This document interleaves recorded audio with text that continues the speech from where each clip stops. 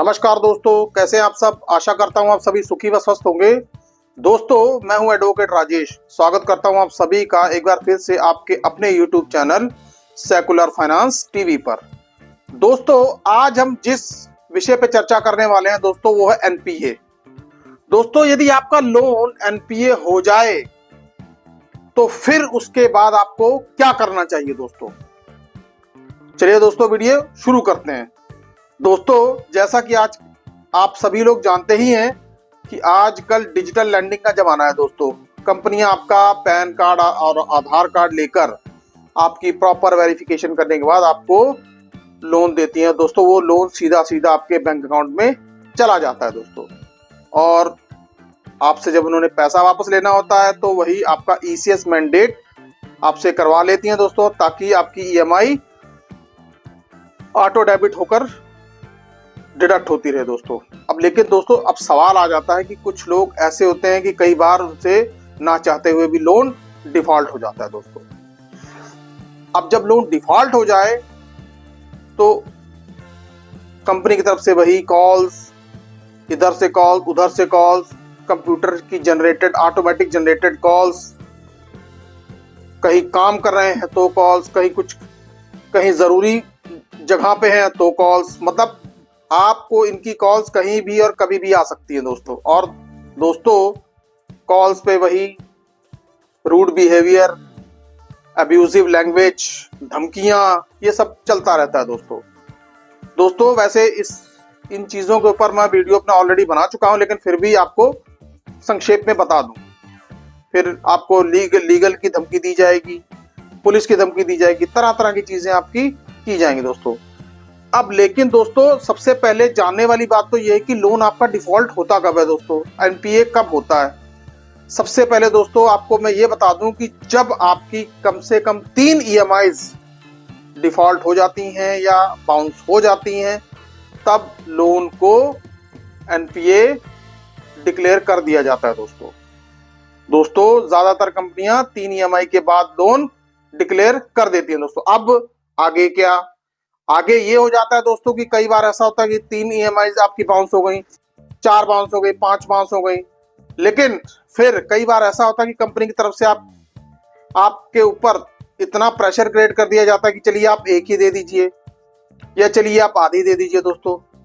तो अब दोस्तों सवाल ये उठता है कि क्या हमें वो एक ईएमआई या आधी ईएमआई अपनी जान छुड़ाने के लिए देनी चाहिए दोस्तों? बिल्कुल भी नहीं।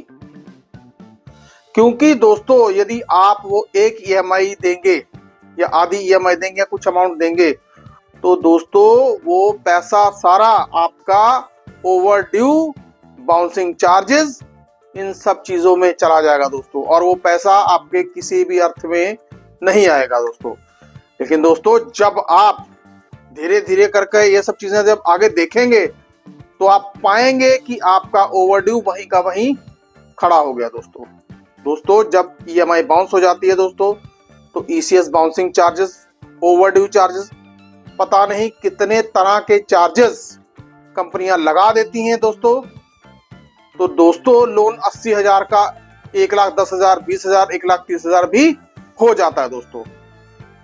ऐसे में आपको क्या करना है दोस्तों, यदि आपकी ईएमआई 3, 4, 5 बाउंस हो गई है दोस्तों और आप ईएमआई को पे करने की इच्छा रखते हैं दोस्तों, तो दोस्तों एक ईएमआई या आधी ईएमआई या कुछ अमाउंट, पार्शियल अमाउंट मत पे कीजिए दोस्तों। कोशिश ये करिए कि यदि आप वो सारी ईएमआई 4-5 जो भी आपकी बाउंस हुई हैं उन सभी को आप क्लियर कर सकते हैं दोस्तों। और कंपनी के साथ नेगोशिएशन भी हो जाती है कि जी मैं अपनी ईएमआई सारी में 4-5 जो मेरी बाउंस हुई है मैं दे दूंगा, लेकिन मुझे ओवरड्यू चार्जेस ना लगाया जाए दोस्तों।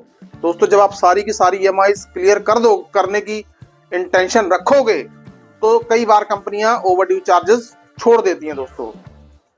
लेकिन दोस्तों, आपको यदि ये चीज नहीं पता होगी तो वो पैसा आपका पानी में जाने के अलावा कुछ भी नहीं होगा दोस्तों। इसलिए मेरी आपसे बार बार सलाह है दोस्तों, यदि आप क्लियर करना चाहते हैं तो सारी ईएमआई क्लियर कीजिए, वरना एक आधी ईएमआई जान छुड़ाने के लिए यदि आप पे करेंगे तो उससे आपको कोई फायदा नहीं होने वाला दोस्तों, बल्कि नुकसान ही होगा दोस्तों। दोस्तों दूसरा स्टेप ये है कि सेटलमेंट। यदि चलिए आपकी 5 या 6 ईएमआई टूट गई हैं या फिर आपके पास पैसा नहीं जुड़ रहा है दोस्तों, तो लेटर ऑन द स्टेज स्थिति ऐसी भी आ जाती है कि कंपनीज आपको कंपनीज आपको सेटलमेंट के लिए भी ऑफर कर सकती हैं दोस्तों। अब सेटलमेंट में आप कंपनी से किस तरह से नेगोशिएट करेंगे दोस्तों, अब वो आपके ऊपर है दोस्तों। जितनी अच्छी आप नेगोशिएशन करेंगे उतना ही अच्छा आपको प्रपोजल बनेगा दोस्तों। मान लीजिए आपका लोन 50,000 का है दोस्तों, एनपीए हो गया, 7-8 किस्तें टूट गई, कंपनी ने आपको ये कहा कि चलिए छोड़िए सेटलमेंट कर लेते हैं दोस्तों। अब 50,000 खड़ा हुआ है, तो कई बार सेटलमेंट जो है 20% पे भी हो जाती है, 25 पे भी हो जाती है, 15% पर भी हो जाती है दोस्तों। लेकिन वहां पर सवाल यह है कि आप वहां पे बिना डरे किस तरह की नेगोशिएशन करते हैं दोस्तों।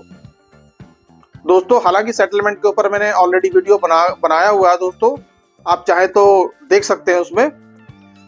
लेकिन दोस्तों सवाल वहीं का वही है कि यदि आपका लोन एनपीए हो गया है, फर्दर आप पेमेंट देना चाहते हैं, या तो आप सारी की सारी ईएमआईज जो बाउंस हुई हैं दोस्तों, कंपनी के साथ नेगोशिएट करके सारी की सारी ईएमआईज पे करिए, वरना एक आधी ईएमआई पे करेंगे तो आपका पैसा वो पानी में जाने के अलावा कुछ भी नहीं होगा। सारा का सारा पैसा आपका ओवरड्यू चार्जेस में चला जाएगा दोस्तों। लेकिन एक बात मैं आपको और भी कहना चाहता हूं कि यदि पैसा आपके पास आ जाए तो कंपनी का पैसा जरूर लौटाएं दोस्तों, क्योंकि दोस्तों मैं अपने वीडियोस में कभी भी नहीं कहता कि आप कंपनी का पैसा मत दीजिए। कंपनी का पैसा जरूर दीजिए, क्योंकि ये आपकी मॉरल रिस्पॉन्सिबिलिटी बनती है दोस्तों।